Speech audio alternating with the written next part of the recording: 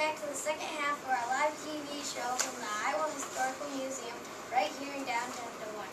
I'm Ethan Baker. And I'm Taylor Adams, and this is the part of our show where we answer you, viewers' questions about Iowa. We love to hear from our listeners, so keep those questions coming. You can contact us at our website at www.weloveiowa.org.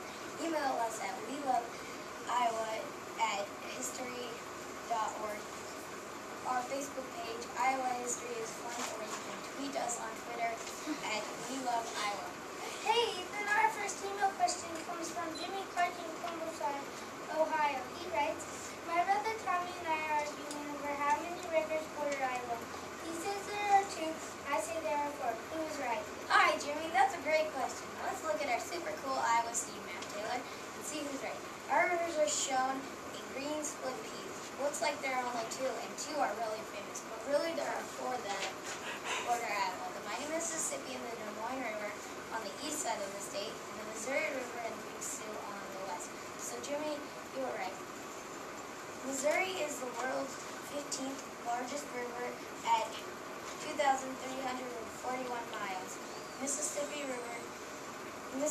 is used to ship goods from Iowa down to Louisiana. The Des Moines River is a tributary of the Mississippi River. Big Sioux River is a tributary of the Missouri River. Good. So, Jimmy, you are right. Good for you. So, Taylor, we just got a tweet at Jeff Russell 02. He tweets, "Their map looks like it's smiling. What's up with that? Hashtag smiling Iowa map." Well, Jeff, we are all smiling here in Iowa, but the map really isn't smiling. Those lines show the glacier movement in Iowa way back when. Glaciers made it all the way down into central Iowa. Iowa went through 4 periods of glaciation. They had the Nebraskan period, Kansaskan period, the Illinoisan period, and the Wisconsin period. Glacier lakes are formed in areas where large chunks of ice stood after glaciers melted. These indents in the land are called the kettles because they are like large pots holding the water, forming lakes. Several Iowa lakes were formed during this glacier movement. 2 of our favorites are Spirit Lake and Stern Lake up in north central Iowa. They are great places to take a vacation. Hey, look, Ethan, we have a question in our audience. We're confused about the capital of Iowa. I say it's Des Moines, but my dad says Iowa City because of the Hawkeyes. Who's right? Well, random audience member. Thanks for the question. Guess what? You were both right. Well, sort of. First off, tell your dad that the Hawkeyes have nothing to do with it. We love the University of Iowa as well as all of our Iowa schools. It doesn't have anything to do with it. But Ethan, they're kind of right in that the first capital of Iowa was Iowa City back in 1841. The capital was moved to Des Moines in 1857. Des Moines being more centrally located in Iowa, the old Capitol building in Iowa City is located on the University of Iowa campus. Our current Capitol building is in downtown Des Moines, just a block from where we are now. Hey Taylor, let's take a time out here to go to our map and count down the 5 largest cities in Iowa. The United States Census Bureau estimates that the population of Iowa was 3,062,309 on July 1st, 2011. A 0.52% increase since the 2010 United States Census. So we start with number 5, Waterloo, 68,406. Number 4, Sioux City, 82,684. Number 3, Davenport, 99,685. Number 2, Cedar Rapids, 126,326. And number 1, Des Moines, 203,433. Does that include West Des Moines? No, West Des Moines is number 10 with 56,609. Fun fact, Ethan, Iowa City with the University of Iowa is number 6 with 67,862. And Ames with Iowa State University is number 8 with 58,965.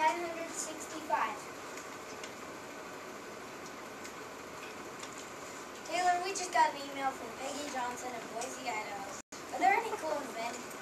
inventions or inventors from Iowa? Yes, Peggy, there are a number of cool inventions and inventors from Iowa. John Solich made the gasoline-powered tractor. He was from Waterloo. John invented the first practical gasoline-powered tractor. Then the new company was given the opportunity to design the tractor. He made the first tractor in 1892. Then the company chose to stop selling tractors. They chose to start selling the engines. Then several years of research, in 1911 they started selling the tractors again. By then other companies were selling tractors. The gasoline-powered tractors were $2,002,000.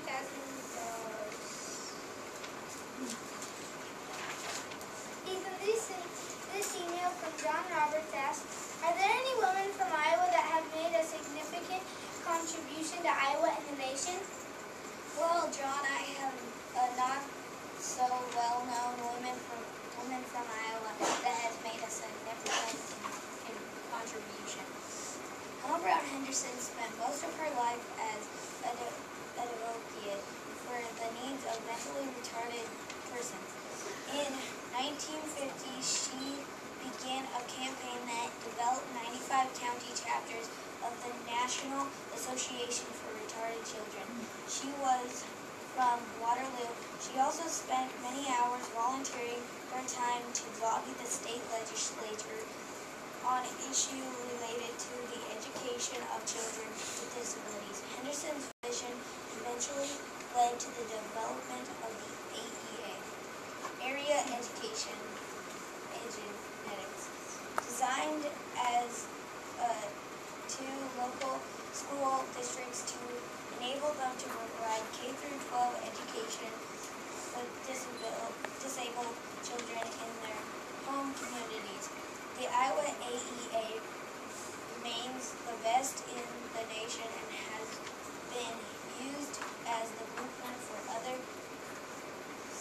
states in the nation. She was inducted into the Iowa Women's Hall of Fame in 1992. Taylor, this question just came off our website from Susan Cooper in Dallas, Texas.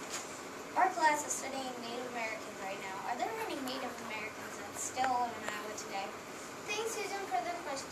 The Meskwaki are a Native American tribe. In their own language, they call themselves Meskwaki. That actually means the Red Earth. Historically, their homes were in the Great Lakes. They are often known as the Sauk and Fox tribe. They also speak in a different language. That language is Meskwaki. Also, according to their research, the Meskwaki and Sauk are two distinct tribal groups. The government and mission treaties officials treat the Sauk and Meskwaki as a single political unit. If you ask them what your name means in their language, they won't tell you because it's their secret. They are now in Tama, Iowa. Ethan, one of our Facebook followers, Judy Martin from California, wants to know, what were some of the first settlements in Iowa? That's a great question, Judy. Let's head back to our super cool map and check it out. Davenport, about 40 miles southwest is Davenport. Davenport was a major lumber port and had some button-making industry. I think this is crazy that at one time Davenport was promoted as a summer health resort. Later, the city became world famous as the home D.D. Palmer. According to the research on Davenport, throughout the 19th century, German immigrants brought culture and music to the city. At the beginning of the 20th century, Davenport was very talented.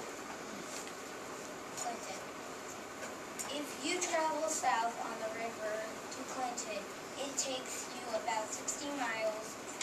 Just like Dubuque, the location of Clinton is on the Mississippi River. Millworking became one of the primary industries in Clinton. Clinton grew very slowly. It was originally named New York when it was mapped in 1836.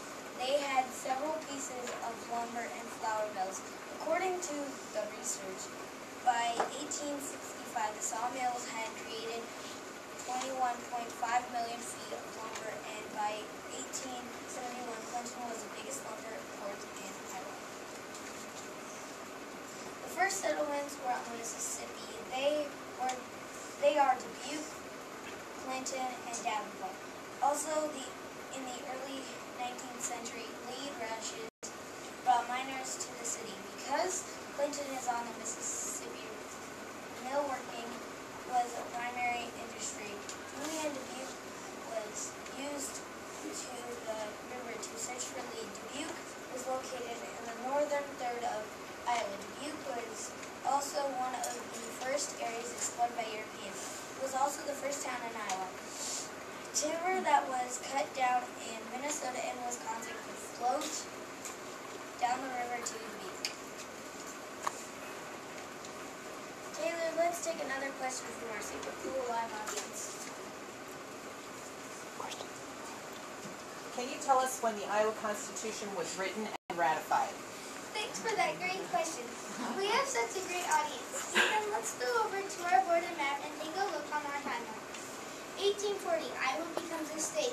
The population was 43,112. 1841, Fort Atkinson was built. It was built for the Army to keep the Winnebago Indians from returning to Wisconsin. It also is known as the only fort ever built to protect one tribe from another. 1844, Iowa Constitution is drafted. That was the first step to statehood. It was too late for the U.S. Congress to vote that year, so it was approved in 1845. 1847, a religious group of Dutch settlers arrived and settled in the area that becomes Pella. Pella is known for its tulip festival every May and its Dutch letters. Hey, that was my part. That was my part. Go on. 1847, the State University of Iowa was created in Iowa City. No classes were held until 1855. The university would eventually be called University of Iowa, home of the Hawkeyes. Hey Ethan, we have another email. This one is from Paul Montgomery from Tampa, Florida. He writes, "We love to jump on our trampoline here in Florida. My mom says it was invented in Iowa. Is she right?" Hey, Paul, we love to jump on trampolines too, and they are a great way to get out and exercise. Your mom is right. The person that invented the trampoline is George Mason. George Mason was born in Blairstown, Iowa. He was an American gymnast and inventor who made the trampoline and made it become a worldwide sport. George Mason and his coach Larry Gisberg built the prototype trampoline, and George Mason used it for his training to entertain kids at summer camp. The prototype trampoline was made out of angled iron with the canvas bed and rubber springs. After he graduated, he and two friends went to Mexico and performed in carnivals. When they were in Mexico, they heard the word trampoline in Spanish and wanted to use it for his bouncing appearance. According to research during the Second World War, the trampoline was used to train pilots by getting them used to orientating themselves in air.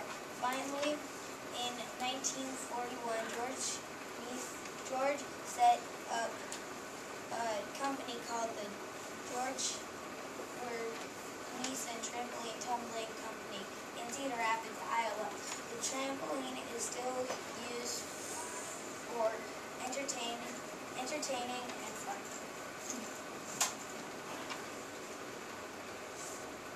Taylor, this question comes off of our website from Jessica Griffin in Kansas, Missouri. I'm doing a report for school on Carrie Chapman Cat. I found out that she is from Iowa. Can you tell me more about her? Hi there, Jessica. Thanks for the question. Yes, Carrie Chapman Cat is from Iowa and is really important to you and me since we are both girls. Carrie Chapman Cat played an important role in giving women their right to vote. In 1920, the 19th Amendment was passed and women were allowed to vote. The National American Women's Suffrage Association got the support of the U.S. House and the Senate. She was born on January 9th in 1859 in Griffin, Wisconsin.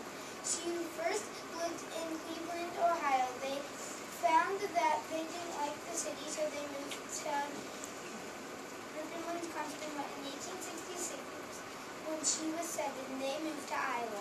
According to the information in the spring of 1920, 35 states had ratified the amendment. All effort concentrated on winning that 36th state. On August 26, 1920, ratified it, and the 19th Amendment. She died on March 19, 1947 in New Rochelle, New York. Ethan, we just got another tweet on Twitter account from @JackPeterson54. He tweets, "Love the checkerboard look on the map with corn and the funny other bean. Is there significance? #checkerboard Iowa map?" Well, Jack, the checkerboard look is because Iowa had 99 counties, so each county has either corn or that funny other bean called soybean. Fun fact, in 2011, Iowa corn farmers grew almost 2.3 billion bushels of corn on 13.7 million acres of land. 2011 soybean crops were estimated to be 466 million bushels. That averaged 50.5 bushel per acre compared to 51 in 2010.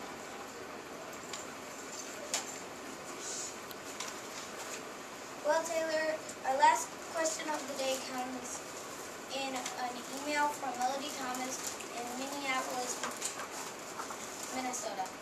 My parents are thinking of taking a vacation to Iowa this summer. It sounds so boring. Is there anything fun to do this summer in Iowa? Come on down to Iowa, Melody. There are so many fun things to do this summer. From lakes and bike trails to adventure in, there is something for everyone. My favorite is the Iowa State Fair right here in Des Moines every August. The fair is the largest fair in the U.S. and brings thousands of visitors each year.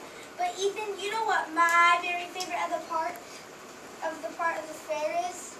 The animals? The music? The tractor bulls?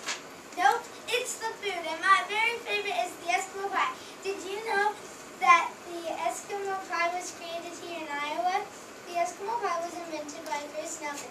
It was invented in Ottawa, Iowa. The first ice cream chocolate bar on a stick was created in 1993. At first it was called the ice cream bar. Chris Nelson was an ice cream owner. Chris saw somebody having a hard time choosing what bar he wanted, the ice cream sandwich or the chocolate bar. So that gave Nelson a good idea to make a chocolate-covered ice cream bar. And you know what, Ethan? Everyone in our audience is getting an Eskimo pie today. You get one, you get one, you get one, you get one. Yay!